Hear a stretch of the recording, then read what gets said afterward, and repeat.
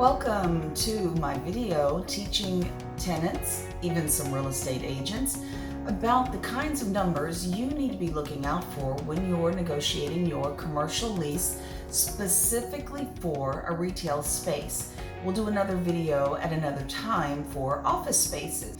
My name is Mishika Guillory. I go by Mish in the industry, and I have been representing landlords for about 21 years now. I've also been teaching commercial real estate for 10 years now. And what I like to do is tell you what you need to know before a person like me, the property manager, has to lock you out because of what you didn't know. So let's get right into it. There are 5 things I think that people need to know about because there's a tendency to kind of shortcut the process.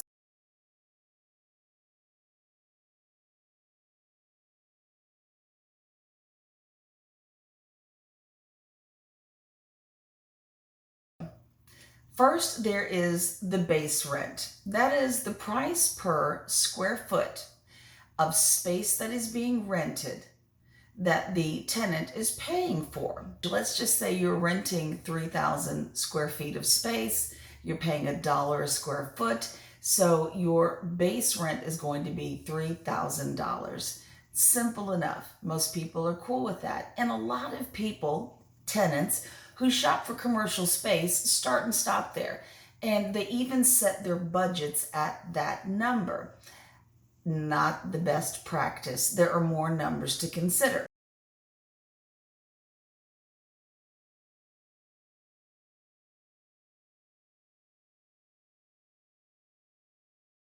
So here we go. Some of those expenses that landlords incur are taxes. Those tax bills are for the property, the dirt the building is sitting on, perhaps covered by concrete at this point. And so tenants are going to pay their share of the landlord's tax bill, just like the bill a homeowner would get.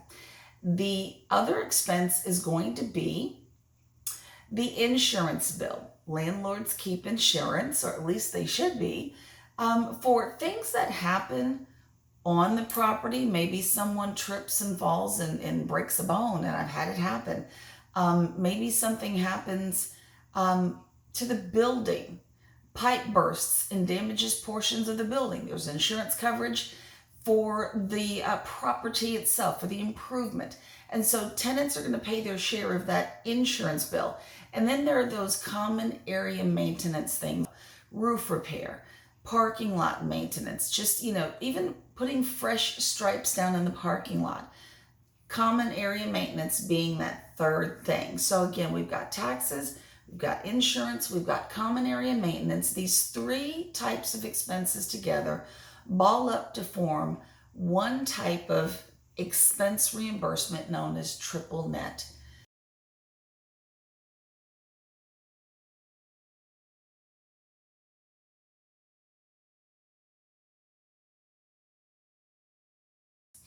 There is something called a CAM reconciliation that comes up every year. A person like me, a property manager, well, I've got a little double duty to play. Let me back that train up just a little bit.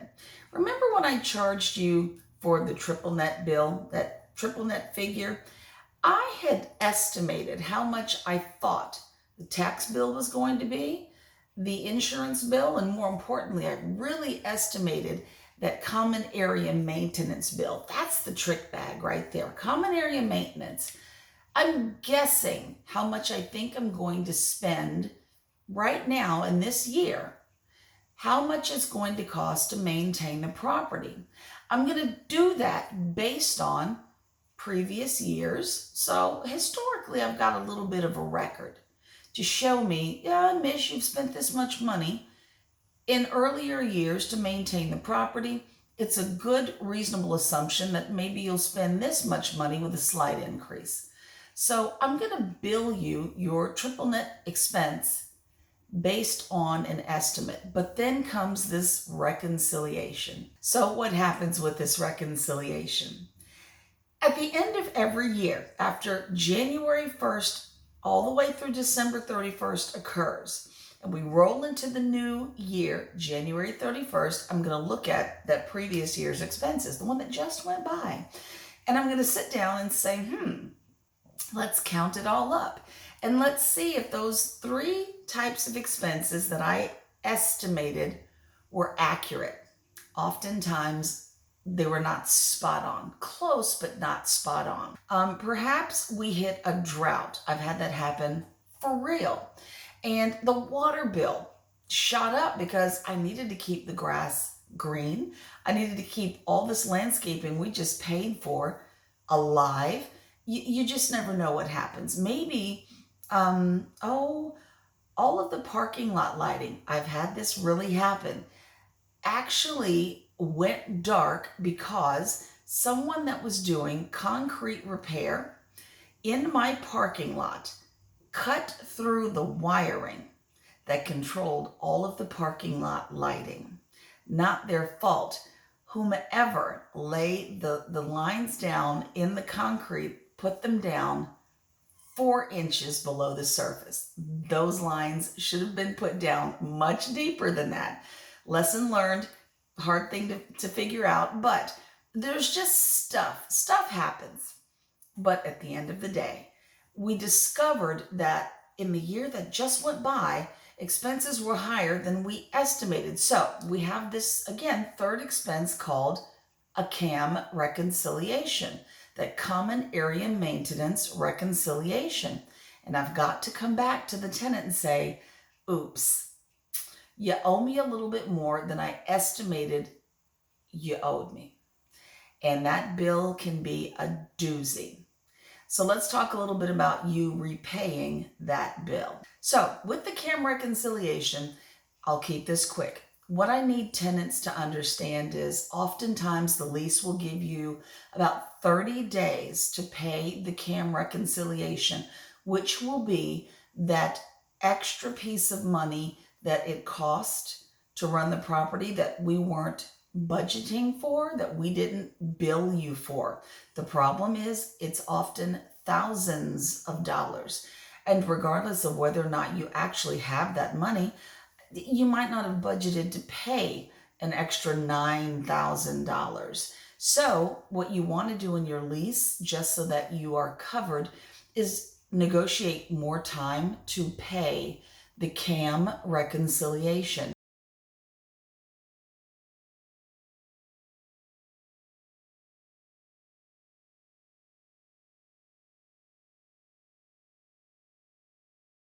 Also, we've got another expense, capital improvements. Now, capital improvements are things that are done to extend the life of the building, extend the usability of the property. So we're not talking about putting new stripes down in the parking lot.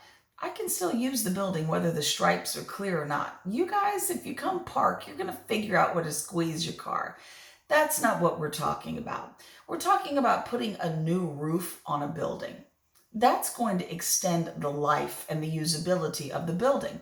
So one of the things you need to look for is, are we going to have any capital improvements performed during the life of my lease?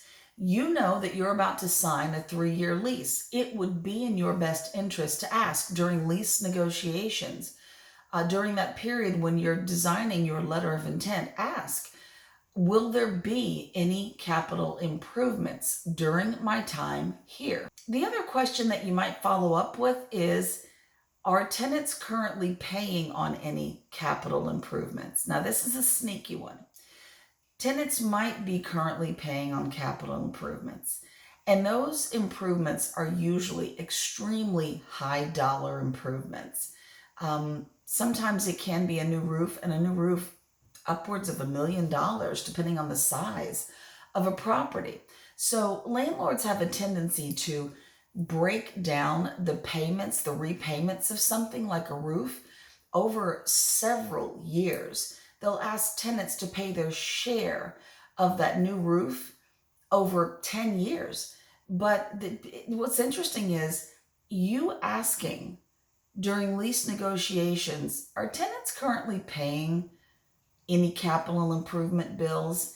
And if so, what year are they in? If you find out that they're in year 9 of 10, this is a tricky thing now. You might be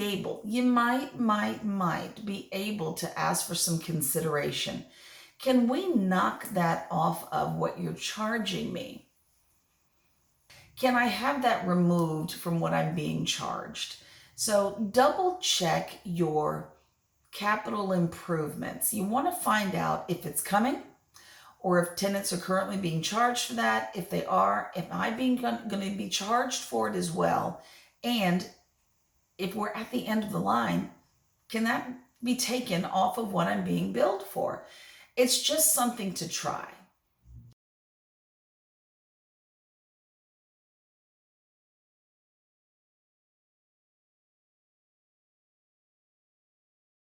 And then the last thing, this isn't a landlord thing. This is a you thing. But this depends on where you are. So I live in Houston, Texas. And in our neck of the woods, and I'm looking at a screen over here to my right because I don't want to misquote anything. The businesses in Texas get charged for their business personal property, specifically personal property that's used to produce income. So let me read specifically something that's been written up so that I don't misquote anything. For taxation purposes, your property is classified as either real property, which can be land, buildings, and other items attached to the land, or personal property, which are items that can be owned but are not attached to the land. Tangible personal property that you use to produce income is subject to taxation in the state of Texas. Tangible personal property includes such things as furniture, fixtures, inventories, equipment, motor vehicles, vessels, and aircraft. And don't we all aspire to own some aircraft? Just teasing. These items are typically referred to as business personal property. If you own a business or have tangible personal property used for the production of income, you are required by this law to report personal property that is used in business to the appraisal district. So that, at least in my neck of the woods, is the fifth thing that appears in many leases, not all leases, but many leases. And so a lot of times tenants get a little concerned. Whoa, wait a minute. What is this thing that's in my lease? It is relative to a number. It's just not something the landlord charges. But I thought I'd throw that in this video because oftentimes businesses either don't read about it, don't see it in the lease, skip over it when they do see it, or I've had people mistakenly believe it had something to do with, remember those 3 parts of the triple net? They think it has something to do with the taxes that they're already being billed. Taxes, insurance, and common area maintenance, they think it's part of this. Totally different tax. So I thought I'd throw that in there just to make sure that everyone's clear on what it is. So lots of stuff to look out for. There are eons and eons of other things to talk about, other numbers to warn you of. I wish I could bring them up now. I'm sure people are going to put them in the chat. Feel free to share what you know. Landlord representatives, landlords, other property managers. There are lots of ways to skin the same cat. I know that sounded a little crazy, but share what you know, put it in the chat. Feel free to advertise your respective businesses. If you're a broker, that's just fine. I teach classes all over the state of Texas and in Ohio, and I have so little time to actually represent people, but I do coaching. So if you need coaching through a negotiation, I have that service as well, and I'll leave my information for you at the end of this little video. So if you need some help, I can get you through your transaction. But if you're a tenant and you need some help, feel free to contact anybody who may have left their information in the comments. And that's pretty much it. Good luck out there in the streets, but make sure if you're going to sign a lease, take the time to read the whole thing. See you back here again for another great video. Thanks for joining me, guys. Have a great day.